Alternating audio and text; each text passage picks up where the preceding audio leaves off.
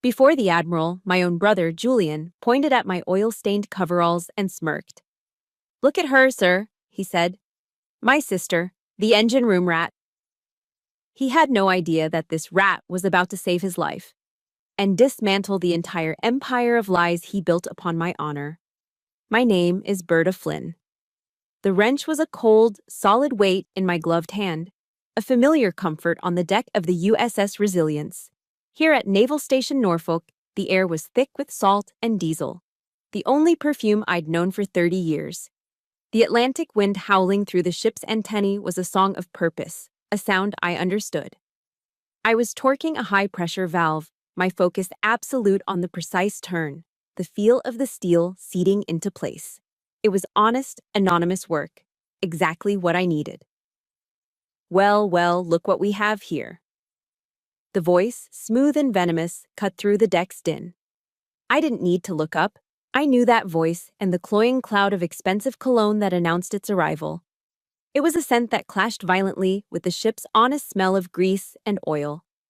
I straightened slowly, my back protesting, and turned. My brother Julian stood there, immaculate in a Xenia suit that cost more than my last 3 paychecks.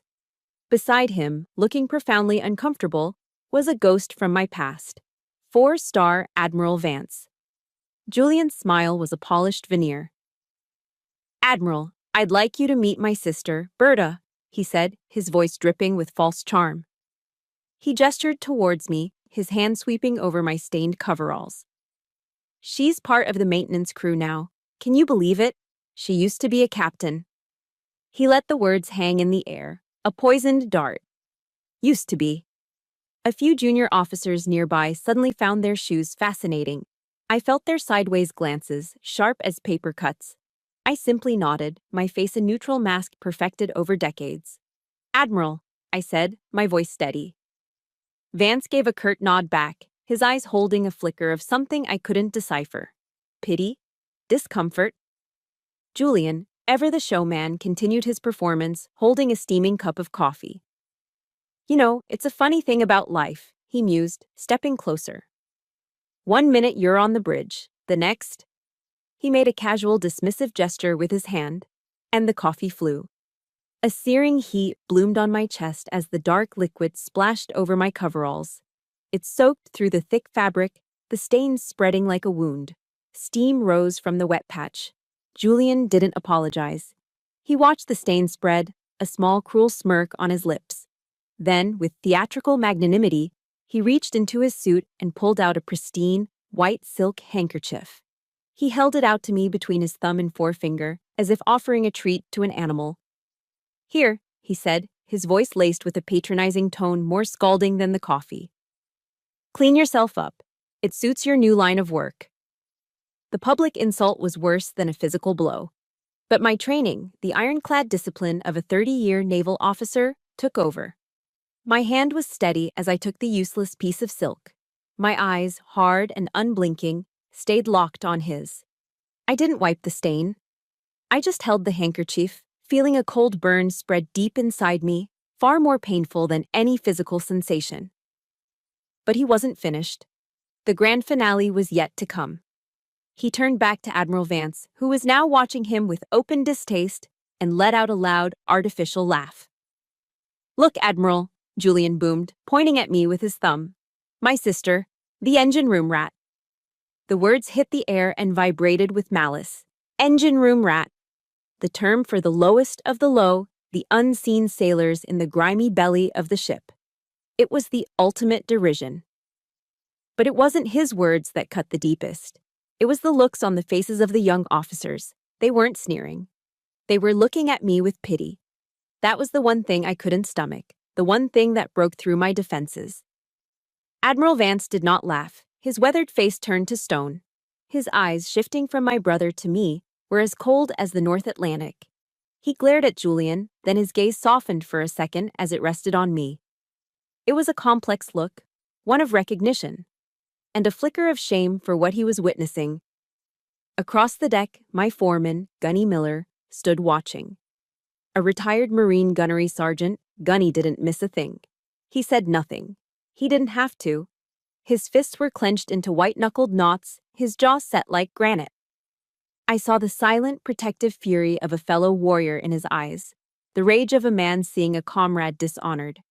His quiet support was a stark contrast to the betrayal from the brother I had raised.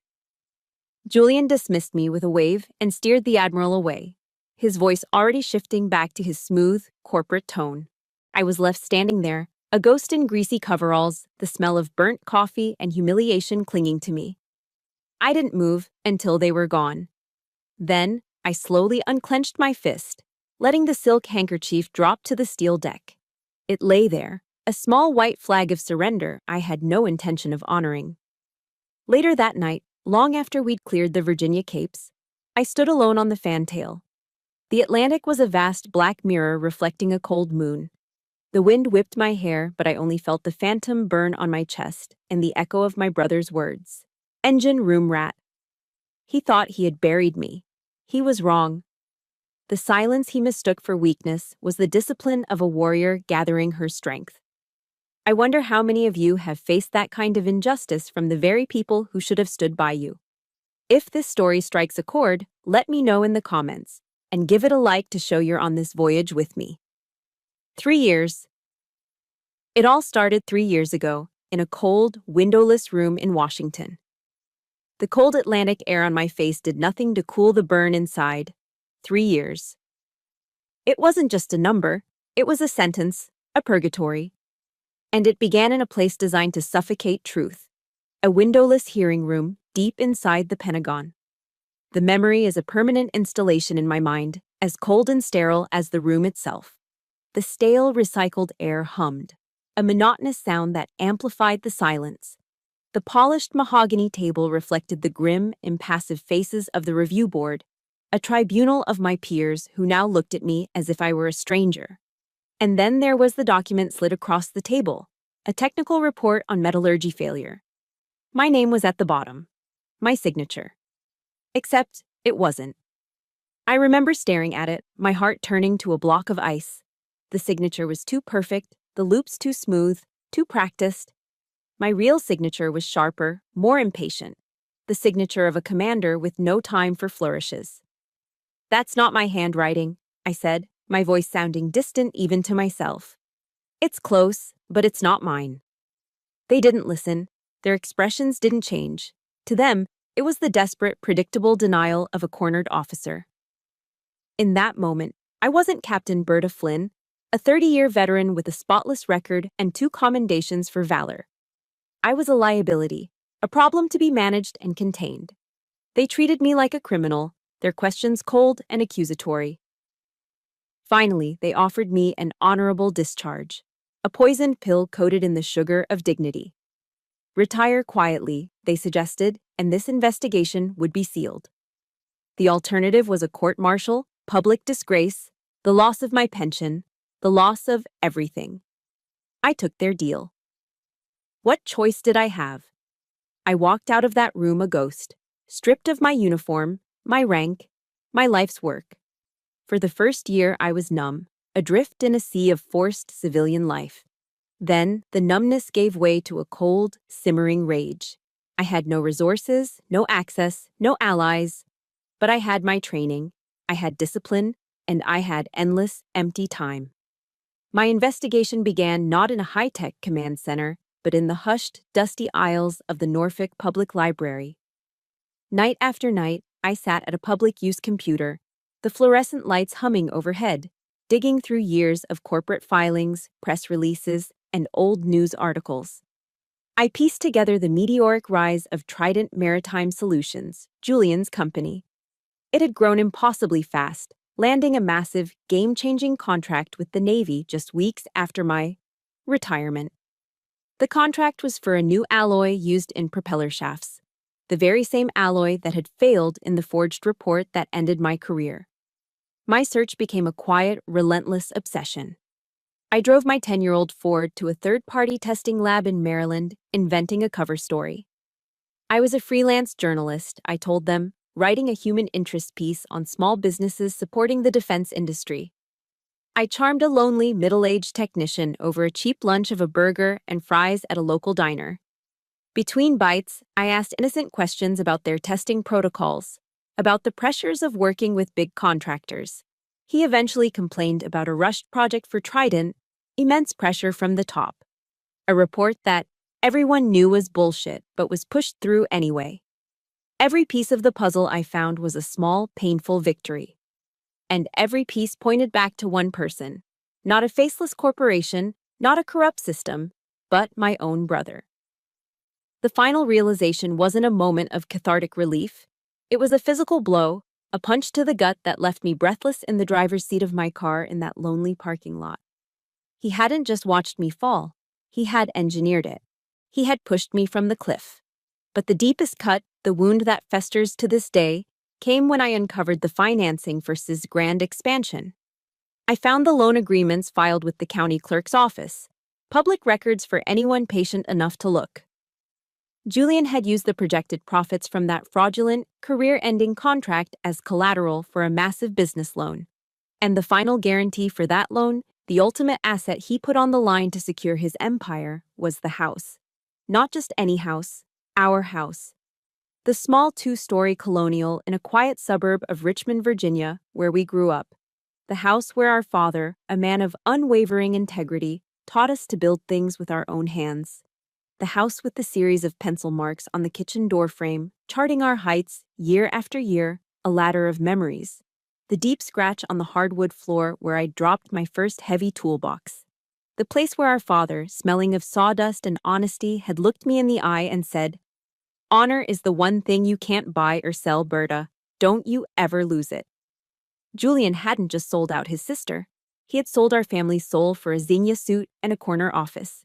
He had taken our shared history, our legacy, and turned it into collateral for a lie. So why did I stay silent for 3 years? Why didn't I scream the truth from the rooftops? Because Julian, for all his moral bankruptcy, was smart. He had built a PR fortress.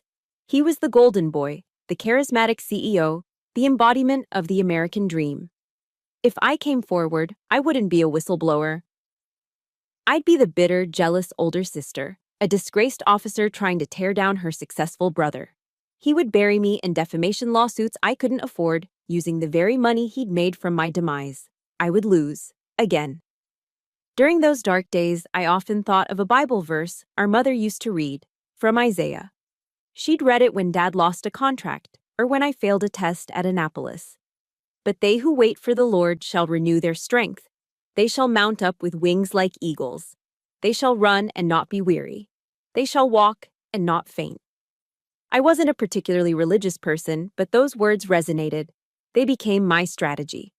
Julian wanted me to run, to scream, to exhaust myself in a fight I couldn't win. So I chose not to. I would walk. I would be patient. I would gather my strength, piece by piece. I would wait for him to make a mistake. And when the time was right, I would soar.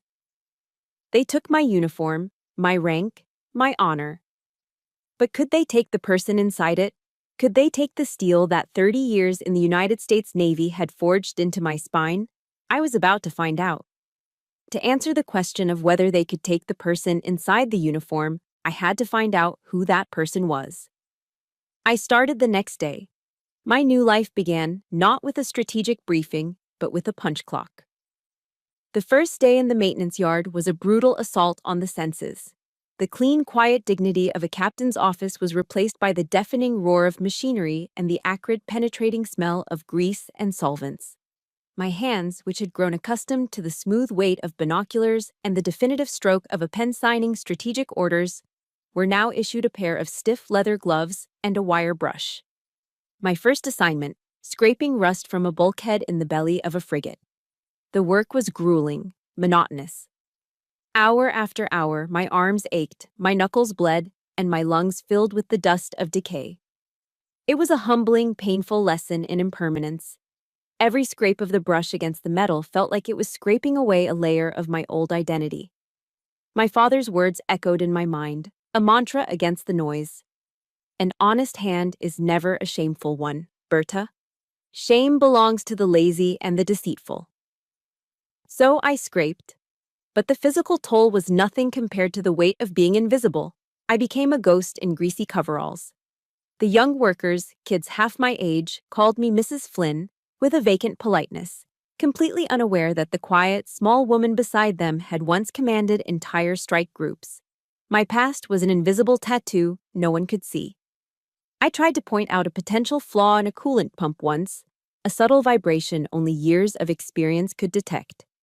A young ensign, barely old enough to shave, glanced at the diagnostic screen and waved me off.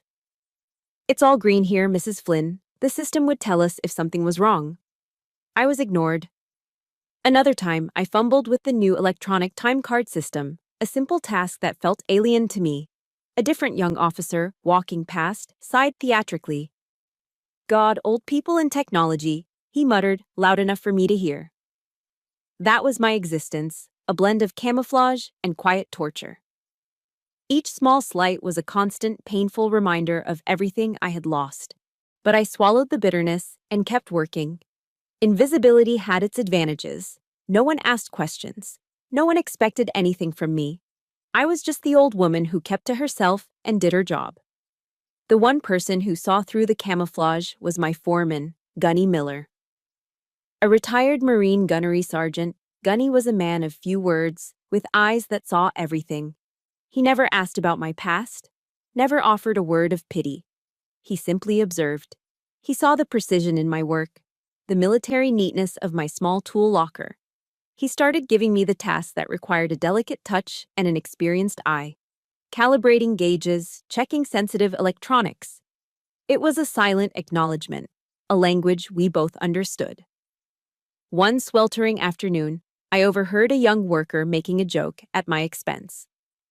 "Wonder what Mrs. Flynn did before this," he snickered to his friend. "Probably sorted mail." Before I could even react, Gunny's shadow fell over them.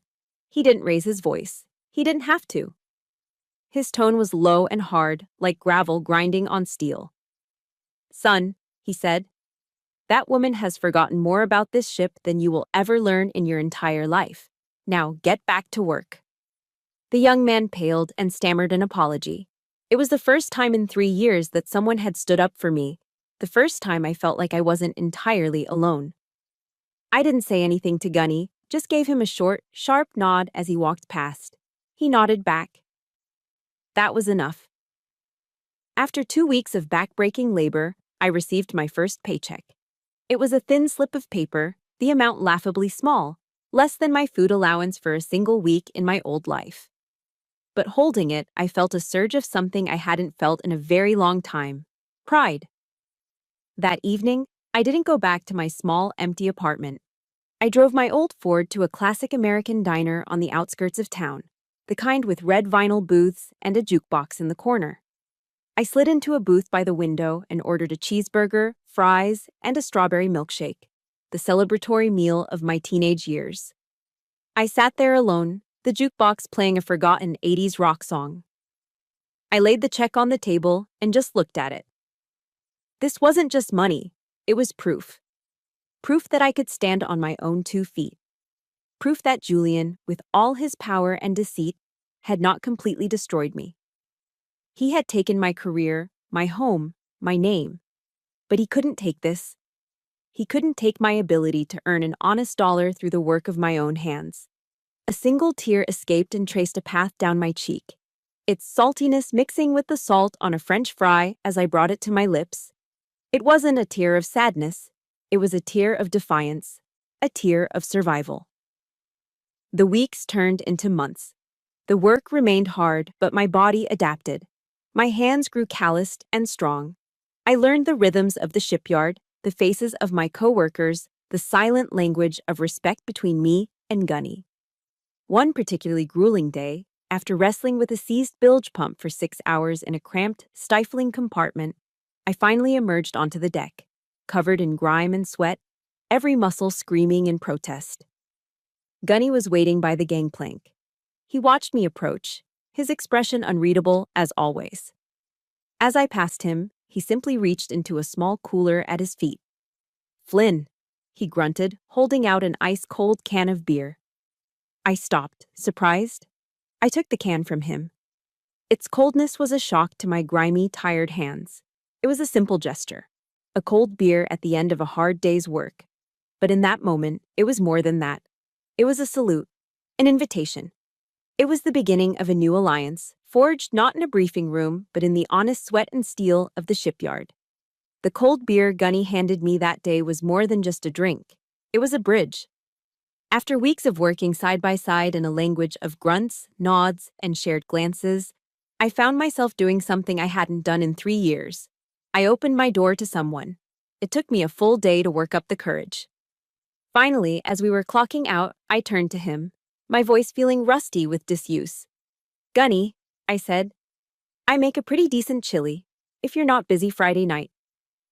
He just looked at me for a long moment with those knowing eyes, then gave a single, decisive nod.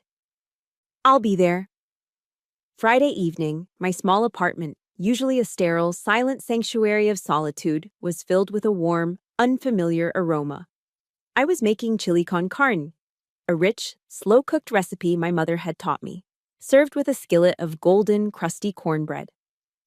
It was the food of my childhood, honest and unpretentious. My apartment, though sparsely furnished, was immaculate. Every book was squared away, every surface dust-free. The ingrained discipline of a soldier. The warm, spicy scent felt like an act of defiance against the cold loneliness that had defined my life for so long. Gunny arrived at precisely 7 o'clock. He wasn't carrying a bottle of wine or a six-pack of beer. Instead, he held a small weathered cardboard box under his arm. He stepped inside, his large frame seeming to fill my small living room, and placed the box on my small dining table. "For you," he said, his voice a low rumble. He pushed it gently towards me. My hands trembled slightly as I lifted the lid. Inside, nestled on a bed of old newspaper, was a die-cast metal model of a ship. It was heavy, solid, its gray paint chipped and faded with age. I didn't need to read the small lettering on the hull. I knew every line, every angle, every weapon mount. It was the USS Vindicator, the ship where I had earned my call sign. "Found it in a thrift store over on Hampton Boulevard," Gunny said, his voice softer now. "Figured Valkyrie ought to have it." Valkyrie.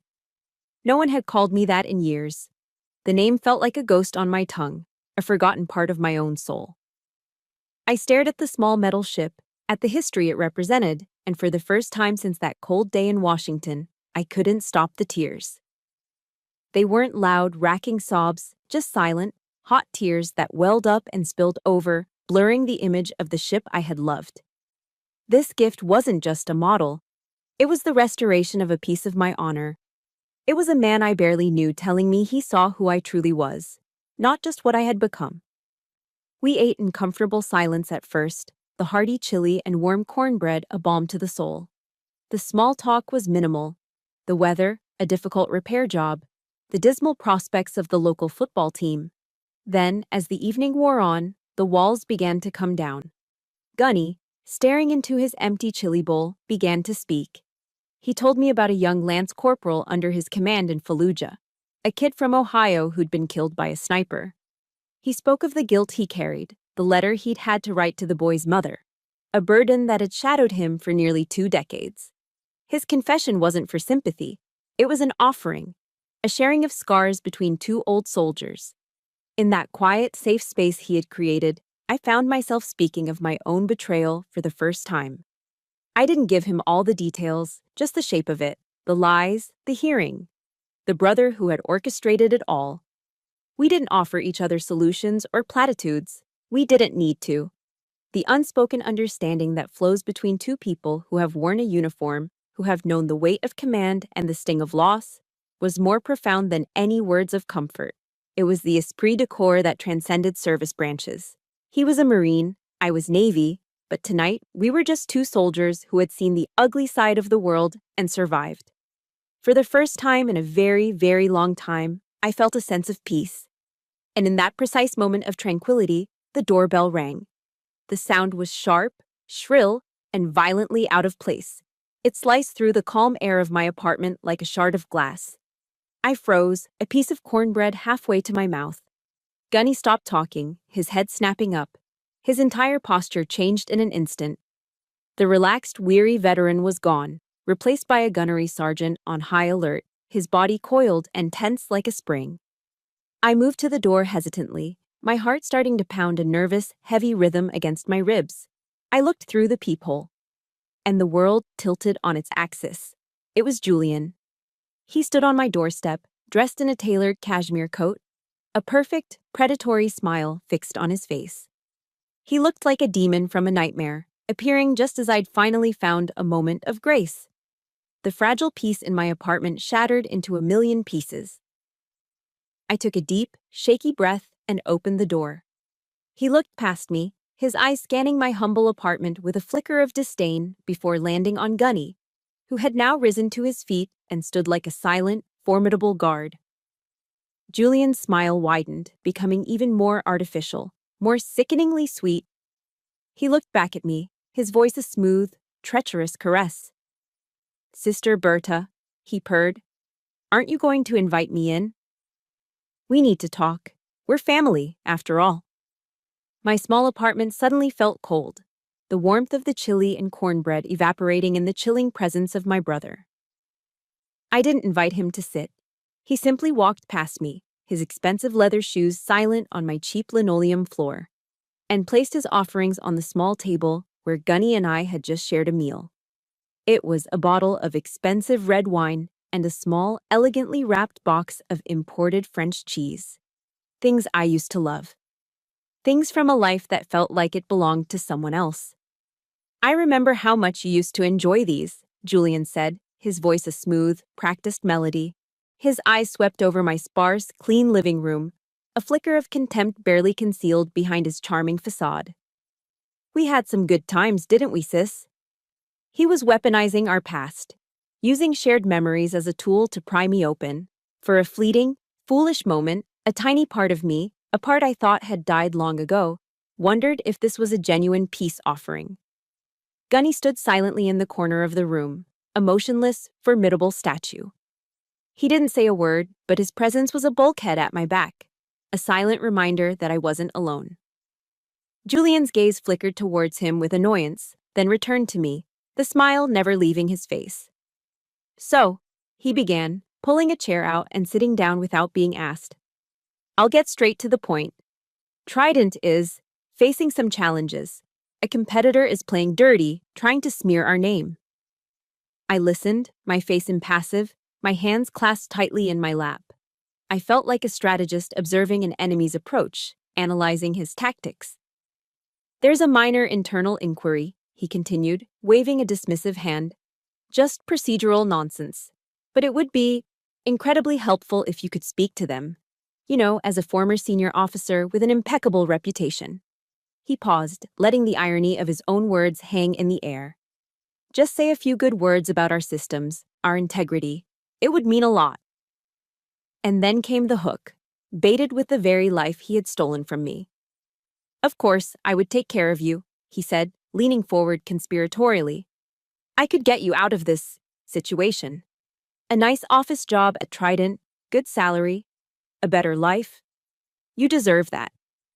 He was trying to bribe me with my own stolen future.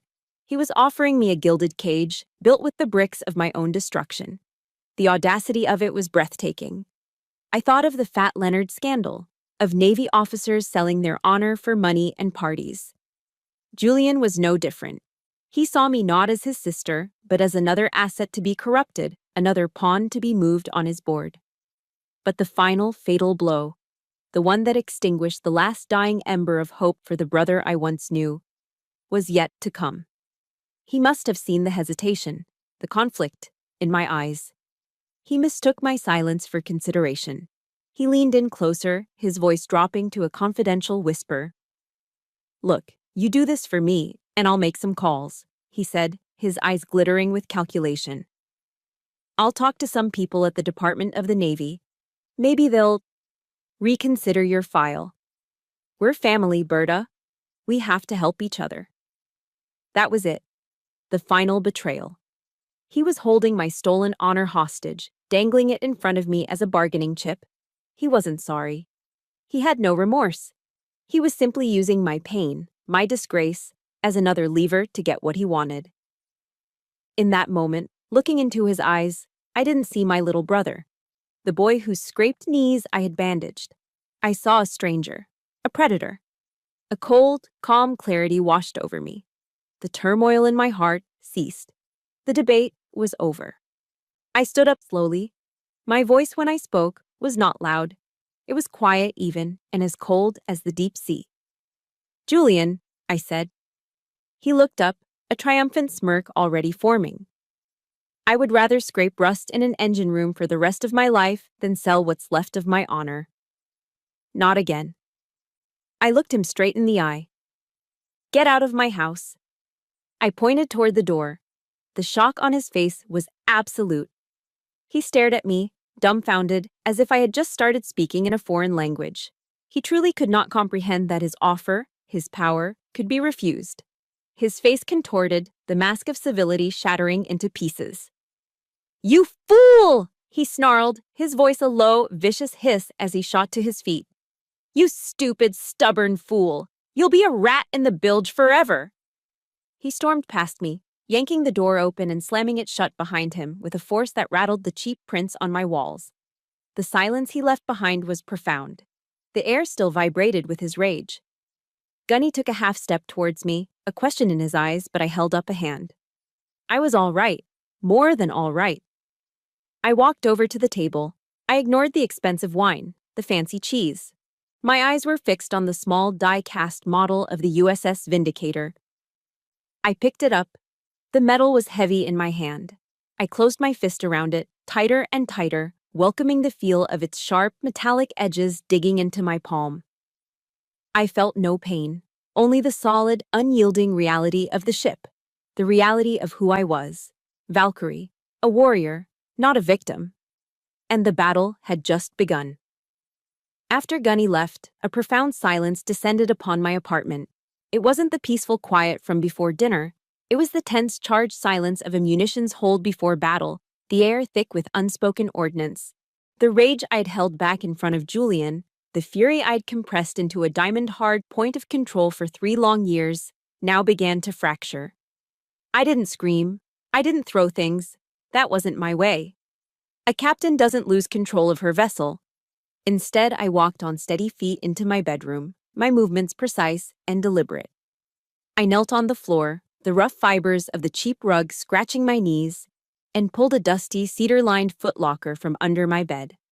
The brass hinges creaked as I opened it, releasing the faint, sharp scent of cedar and memory. Inside lay the artifacts of a buried life. My dress-white uniform, perfectly preserved, the gold buttons gleaming dully in the dim light.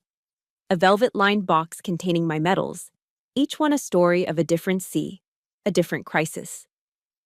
The Navy Cross, from a confrontation in the Strait of Vindicator, the Distinguished Service Medal, the Legion of Merit, and underneath it all, a worn, leather-bound journal. I lifted the journal out. It was my log from my first year, my plebe year, at the U.S. Naval Academy in Annapolis. I ran my fingers over the embossed seal. I looked at the symbols of a lifetime of service, the tangible proof of my dedication, of a life given to my country. And then, the dam of my discipline, held in place for 1,095 days, finally broke. A tremor started in my hands and spread through my entire body. I didn't sob, I didn't make a sound. But tears, hot and angry, streamed down my face. These were not the tears of sadness or self-pity. They were tears of pure, undiluted rage. Tears for the woman I had been. For the honor that had been so casually, so cruelly, defiled by my own blood. It was a violent, silent catharsis. It was a scouring fire burning away the layers of ash, the grime of 3 years of passive acceptance, revealing the unyielding core of steel that had been there all along. My trembling fingers opened the journal to the first page. There, in the determined, youthful script of an 18-year-old girl full of impossible dreams and unwavering conviction, I had written the 3 words that were the bedrock of our institution, the code I had pledged my life to. Honor, courage, commitment. Reading them felt like an electric shock to my soul. The words jolted me, awakening a part of me I thought had been permanently retired. For 3 decades, I had lived and breathed courage and commitment. I had faced down enemy fire in hostile waters. I had commanded thousands of sailors, responsible for their lives and the execution of our mission. But Julian had tried to steal my honor. He had attempted to reduce my entire life's work to a sordid footnote in his own story of corrupt success. I realized then, with a blinding, terrifying clarity, that this was no longer about revenge. Revenge was a bitter, unsatisfying meal. This was about restoration. This was about reclaiming the very essence of my being. This was a salvage operation for my own soul. I would not let my story end with the final chapter written by him. I would not be the engine room rat. Like General MacArthur vowing to return to the Philippines, I made a silent, solemn vow to myself in that quiet room. I shall return. Not in a uniform, perhaps, but I would return, armed with truth and with my honor intact. The tears stopped, the shaking ceased, a new cold purpose settled over me, as clear and sharp as a winter morning. The time for waiting was over. The time for action had begun. I walked back into the living room. It no longer felt like a place of refuge.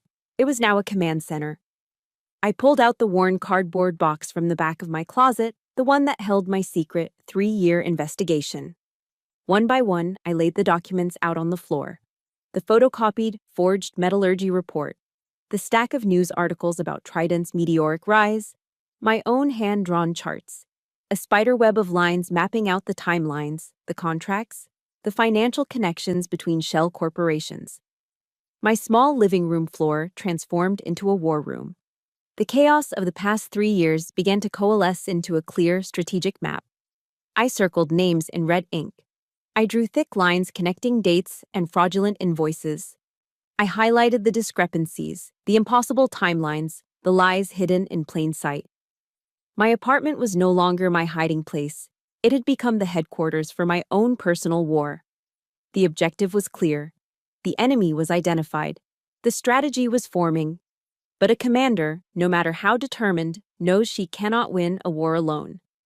My enemy operated in a world of high-priced Washington lawyers and slick public relations firms. I was an unemployed maintenance worker with a shoebox full of evidence. To win this fight, I needed to play by their rules, and for that I needed an ally who knew the game. Someone who could navigate the treacherous currents of D.C. politics. There was only one person I could trust. I picked up my phone, my fingers steady and sure, and dialed Gunny Miller's number. He answered on the second ring, his voice a low, questioning grunt. "Gunny," I said, my voice devoid of any hesitation. It was the voice of a captain giving a critical order. "It's Berta Flynn. I need your help." There was a pause on the other end of the line, a silence so profound I could hear the faint crackle of the connection. I held my breath, my entire future hanging on his response. Then Gunny's voice came back, low and rumbling with a power that sent a surge of confidence through me. "I've been waiting for this call for 3 years, Captain," he said. He had called me Captain. Have you ever reached that point? That moment when you know you can't stay silent any longer and you have to reach out for help to start the fight? Let me know, because that's a moment every warrior understands. He continued, his voice taking on the sharp, tactical edge of a man with a plan.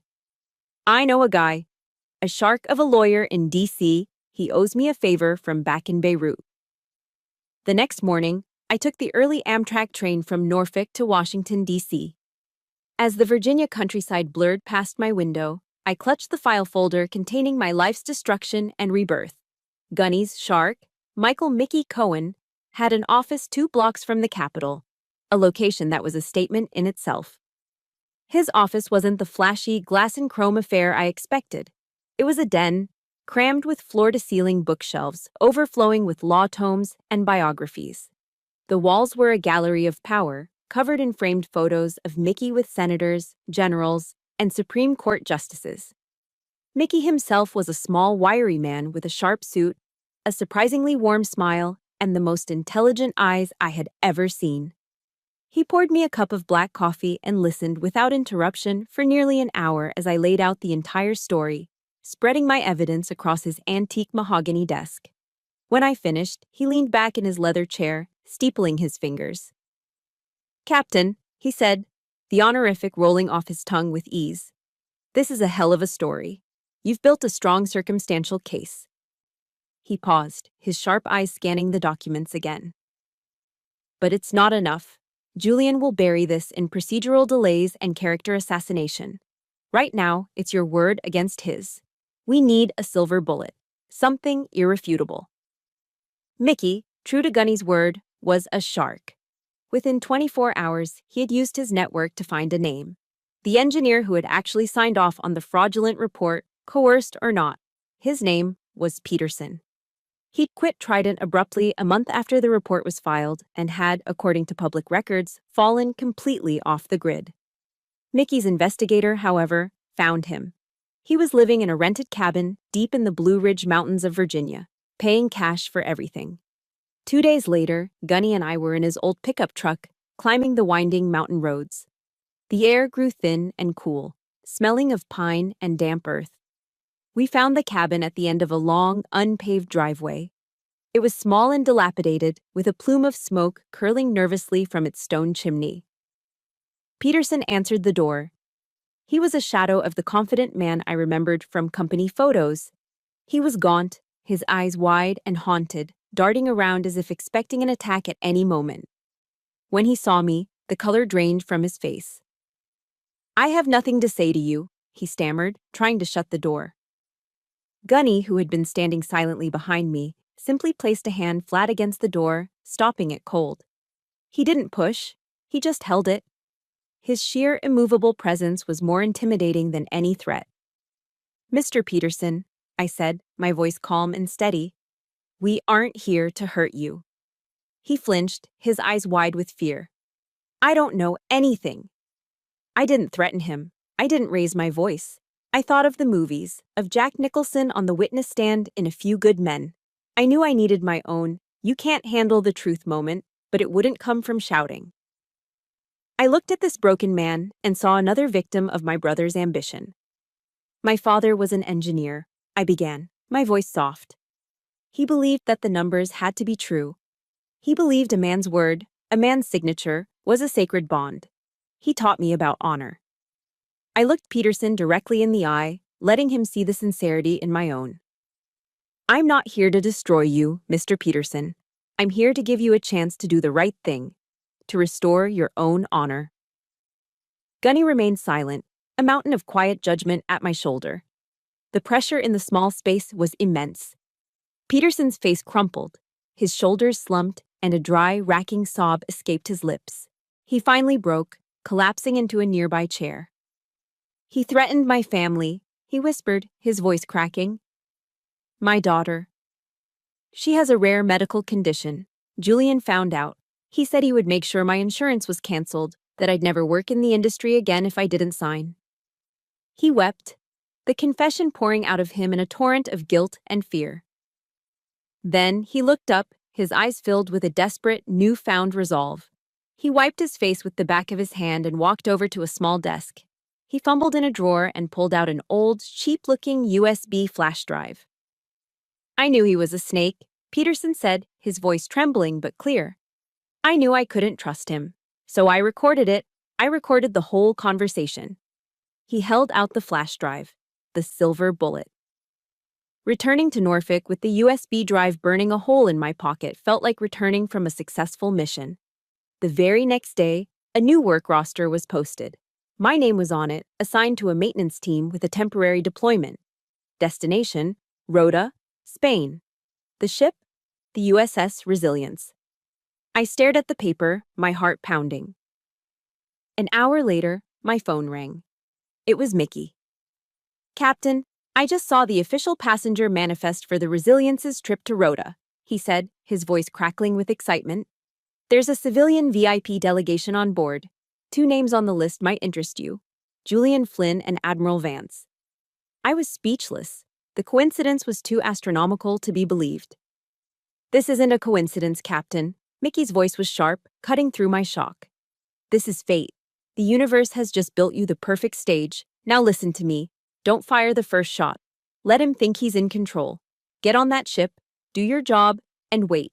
Give him enough rope, and he will hang himself. I promise.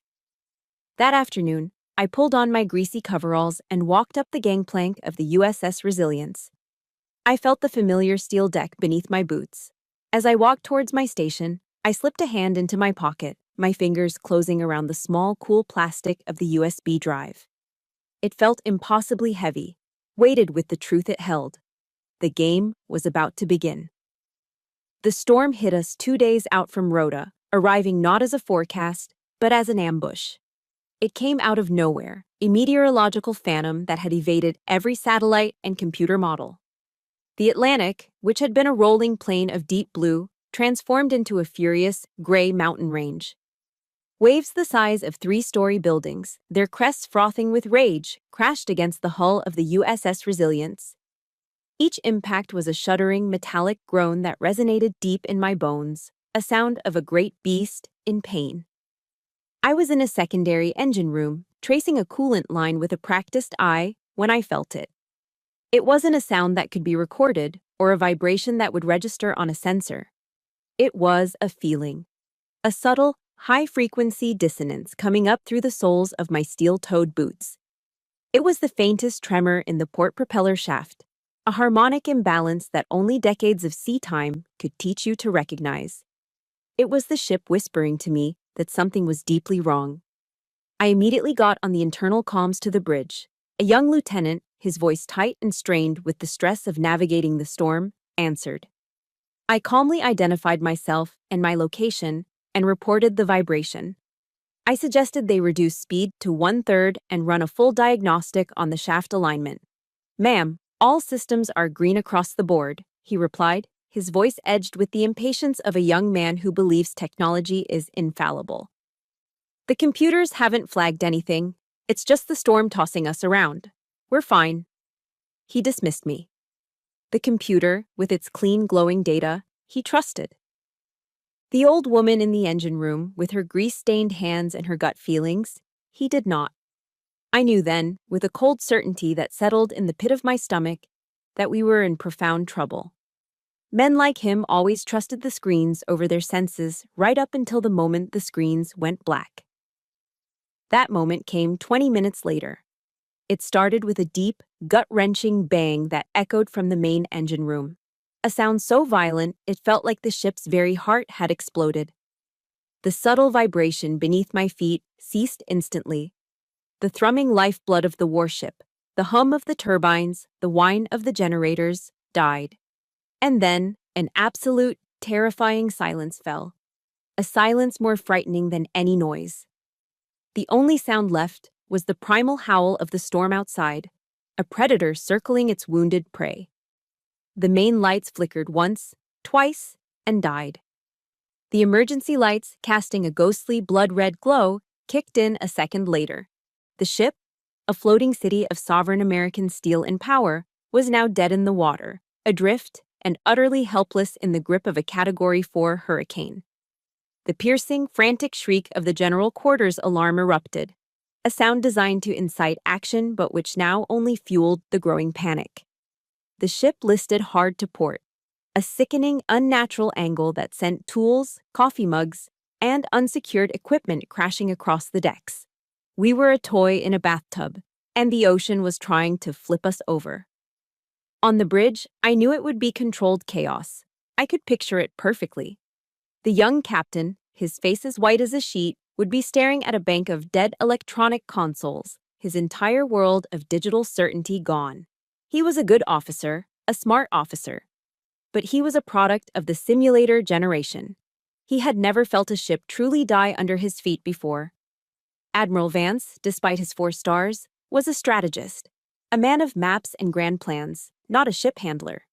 He was a passenger, as helpless as my brother Julian, who I imagined was cowering in his VIP suite, his expensive Xenia suit offering no protection against the raw, untamable power of the sea. In the midst of the mayhem, as the captain barked useless orders into a dead communication system, Admiral Vance's mind must have raced. He was an old salt. He knew that in a crisis like this, you don't need a manager. You need a mariner. He remembered a conversation, a warning from an old Marine gunny back in Norfolk, a name, a legend. He grabbed the young captain by the shoulder, his voice a roar that cut through the noise of the alarm and the storm. "Get Valkyrie on the bridge, now!" The name, spoken by the ship's boatswain into the emergency broadcast system, echoed throughout the wounded vessel. "Valkyrie to the bridge, Valkyrie to the bridge, immediately." It was a voice from the past, a call sign resurrected from the grave. Down in the lower decks, where I was calmly directing a group of terrified young sailors to secure loose gear, I heard it. A young seaman looked at me, his eyes wide with confusion. "Valkyrie? Who's Valkyrie?" All eyes in the compartment turned to me, the quiet 52-year-old woman in the greasy coveralls. My training, dormant for 3 years, took over. There was no time for thought, no time for emotion. There was only the mission: save the ship. I methodically stripped off my heavy, soiled coveralls, revealing the simple work shirt and pants beneath. My new uniform. My body, though older, was still the hard, wiry frame of a lifelong soldier.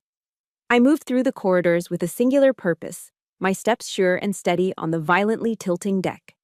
I walked past panicked crewmen, offering a sharp, calming order here and there. "Secure that hatch. Get that fire extinguisher and stand by." My voice, the voice of command they were trained to obey, cut through their fear, and they responded instinctively.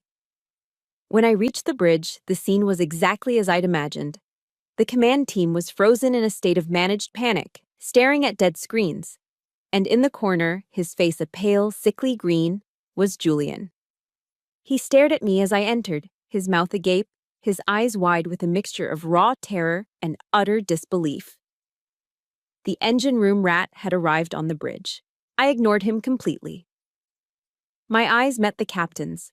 He was a good man I'd known years ago, when he was just a fresh-faced ensign on my ship. He looked at me not as a maintenance worker, but as his last, desperate hope. The relief that washed over his face was absolute. "Captain," he said, his voice cracking. He didn't use my old rank. He used the title of the person in charge. "The ship is yours." I didn't answer. I didn't need to. I walked past him, my gaze sweeping over the dead control panels, my mind already a whirlwind of calculations: wind speed, wave direction, the angle of our list, the status of our backup diesel generators. My home had been grievously wounded, but she wasn't dead yet. I placed my hands on the ship's helm, the cold, steady metal, a familiar friend. I had returned. The story of how I saved the USS Resilience hit the media like a tidal wave. It was a narrative too perfect for them to resist. Headlines screamed from every news site: "Valkyrie returns, the engine room rat who saved a warship." My face, a photo taken by a crewman moments after I took command, was plastered everywhere. I became an unwilling hero, a symbol of forgotten valor. The story ignited a firestorm within the veteran community and the public. The pressure on the Department of the Navy and Congress became immense. An investigation that had been buried for 3 years was suddenly, and very publicly, reopened. Julian and Trident's PR machine went into overdrive, trying to spin a narrative of a brilliant but mentally unstable sister, a talented but troubled woman. But the more they tried to control the story, the more they sank into the quicksand of public opinion. The story of the rat who saved the ship was simply better. Which is how I found myself sitting at a witness table in a hearing room of the Senate Armed Services Committee on Capitol Hill. The room was a theater of power, all dark wood and marble. The air was thick with tension, punctuated by the relentless, blinding flashes of dozens of cameras. The hearing was being broadcast live on C-SPAN. All of America was watching. I wore a simple, dark navy blue suit, the closest I could get to my old uniform. I sat straight-backed, my hands resting calmly on the table before me. Across the room, I could see Julian. He was trying for an air of confident indignation, but the slight sheen of sweat on his forehead and the frantic tapping of his pen betrayed him. For an hour, I answered the committee's questions. My voice was calm, my answers precise and factual. I presented the timeline, the technical data, the chain of events. I offered no emotion, No personal anecdotes, no accusations. I simply laid out the facts piece by piece, building a case as solid and methodical as a warship. I was no longer a victim, I was a witness, testifying to the truth. Then came the moment.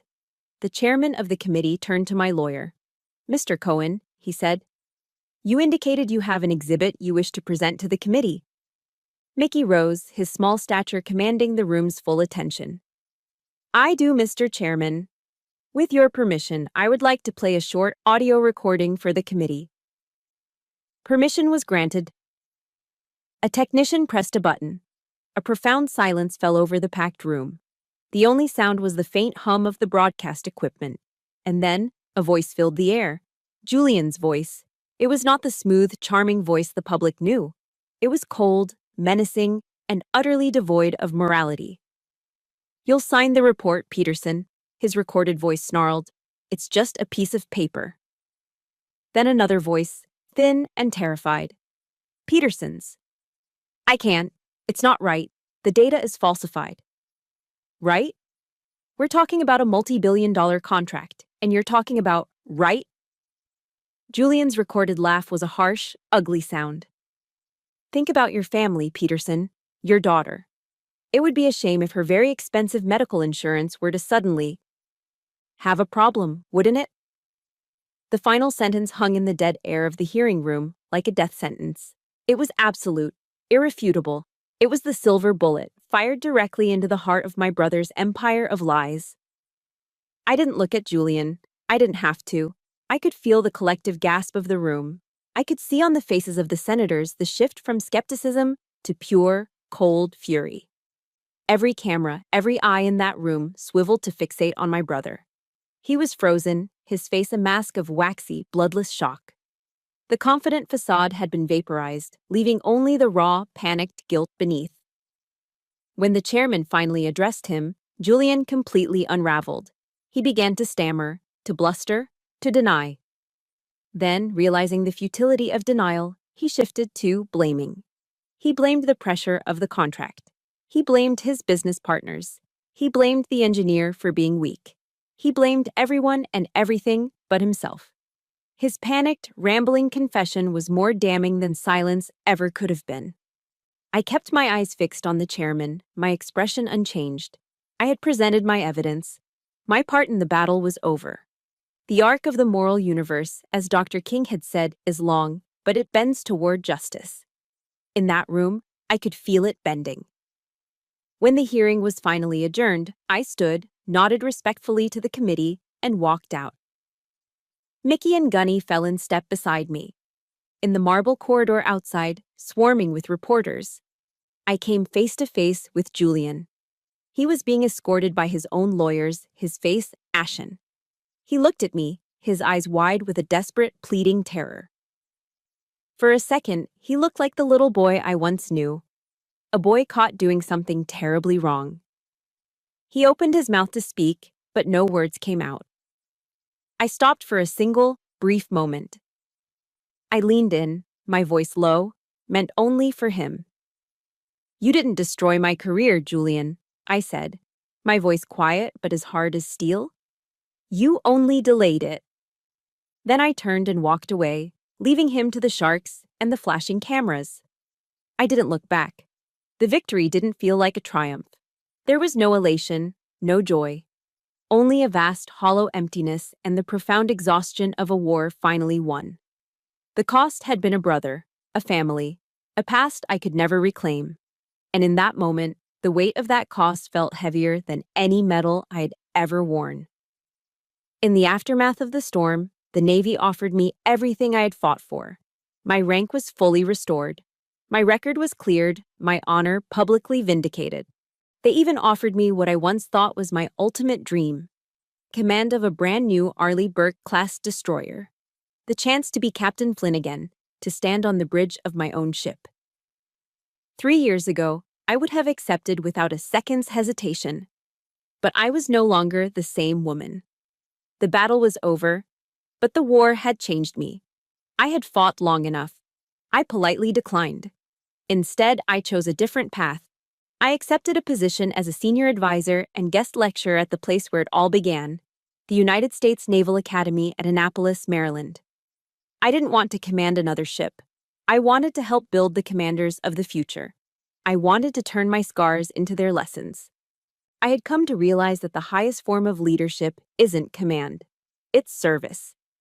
My new mission wasn't to lead sailors into battle, but to guide them, to prepare them for the storms they would inevitably face, both on the sea and within themselves. My first lecture took place in a hallowed hall I remembered from my own days as a nervous, wide-eyed midshipman. The room was filled with the best and brightest young men and women in the country, their faces full of ambition and the untested confidence of youth. I didn't use a PowerPoint presentation. I didn't quote from tactics manuals. I just stood before them and told them my story. I told them about the quiet poison of arrogance, the blindness of ambition, the gut-wrenching terror of failure. I spoke of the loneliness of command and the heavy weight of making a decision when all the screens go dark. The greatest enemy you will ever face is not on some distant sea. I told them, my voice quiet but carrying to the back of the room. The greatest enemy you will ever face is the one that lives inside your own head. It's the voice of doubt, of fear, of pride. Learn to defeat that enemy first. The rest is just seamanship. They listened with a rapt attention that had nothing to do with my restored rank. They weren't just seeing a captain. They were seeing a teacher, a survivor. And in their eyes, I saw not just the future of the Navy, but the future of my own legacy. It would not be a list of ships commanded or battles won. It would be them. One crisp autumn afternoon, a small package arrived at my office at the academy. There was no return address, just my name, and the address written in a familiar, hurried script. My hands were steady as I opened it. Inside, there was no letter, no note. Just a single, faded photograph. It was from more than 20 years ago. The day the President of the United States pinned the Navy Cross to my chest for my actions in the Strait of Vindicator. I was younger, my face sterner, my eyes still holding the fire of recent combat. But it wasn't my own image that caught my breath. It was the figure standing in the corner of the frame, just behind our parents, a teenage Julian. He was clapping, his face alight with an expression of such pure, unadulterated pride and adoration that it stole the air from my lungs. It was the face of a little brother who saw his big sister as a giant, a hero. It was a picture from a time before Trident, before the lies, before ambition and fear had poisoned everything between us. It was the only apology he could offer, a silent acknowledgement of the love that had once existed, a ghost from a shared past. I didn't throw the photograph away. I didn't burn it. The next day, I had it framed. I hung it on the wall of my Annapolis office, right next to the small, die-cast model of the USS Vindicator that Gunny had given me. One was a symbol of the warrior I was. The other was a reminder of the sister I had been. They were not trophies of a war won, but relics of a life lived, reminders of the complexity of the human heart, of wounds, and of the long, difficult path to healing. That evening, I walked down to the edge of the Chesapeake Bay. The sun was setting, painting the sky in strokes of orange and purple.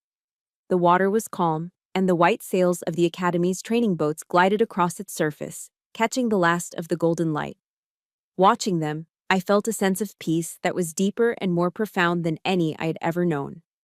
It was not the absence of storms, but the calm that comes after you have weathered them and found your own safe harbor. The ghost of my past no longer weighed me down. Valkyrie had indeed risen, not to command a single ship, but to guide a whole fleet of new souls as they set out on their own voyages. I had fought for my honor. I had reclaimed my name. And here, by the quiet water, I had finally found something more valuable. I had found my own, self-made dawn. And so, my story finds its peaceful harbor here by the Chesapeake Bay. My war is over. But I know that for many of you listening, your own storm might still be raging. It may not be on the high seas, but in an office, a courtroom, or even at your own family's dinner table.